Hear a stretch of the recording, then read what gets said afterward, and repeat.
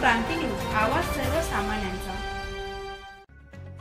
बंजारा समाजाची काशी म्हणून प्रसिद्ध असलेल्या श्री क्षेत्र पोहरादेवी येथील बंजारा धर्मगुरू आमदार बाबूसिंग महाराज, महंत सुनील महाराज व देवी भक्त शेखर महाराज यांना उत्तर प्रदेशातील प्रयागराज इथं आयोजित कुंभमेळ्याचं निमंत्रण देण्यात आलेलं आहे। या कुंभमेळ्याचे प्रमुख अधिकारी विजय किरण आनंद यांनी या संदर्भात संत महंतांना 14 जानेवारीला पत्र पाठवलेलं आहे।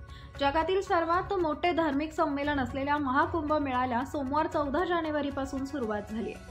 प्रयागराज इथं नद्यांच्या संगमस्थळावर साधू, संत, ऋषीमुनी, विविध आखाड्यांचे साधू, भाविक, भक्त पवित्र स्नानासाठी एकत्र येतात। या भव्य दिव्य सोहळ्यात आपणही सहभागी व्हावं असं निमंत्रण देण्याचे आदेश उत्तर प्रदेशचे मुख्यमंत्री योगी आदित्यनाथ यांच्याकडून मिळाल्यानं आपण या कुंभ मेळाव्यात उपस्थित राहावे अशा आशयाचं निमंत्रण पत्र प्रयागराज महाकुंभ मेळाव्याचे प्रमुख विजय किरण आनंद यांनी श्री क्षेत्र पोहरादेवी येथील बंजारा धर्मगुरू आमदार बाबूसिंग महाराज, महंत सुनील महाराज, देवी भक्त शेखर महाराज यांना पाठवलेला आहे। प्रयागराज इथं महामंडळेश्वर प्रमुख साधू संत यांची महत्त्वाची बैठक 23, 24 व 25 जानेवारीला पार पडणार आहे।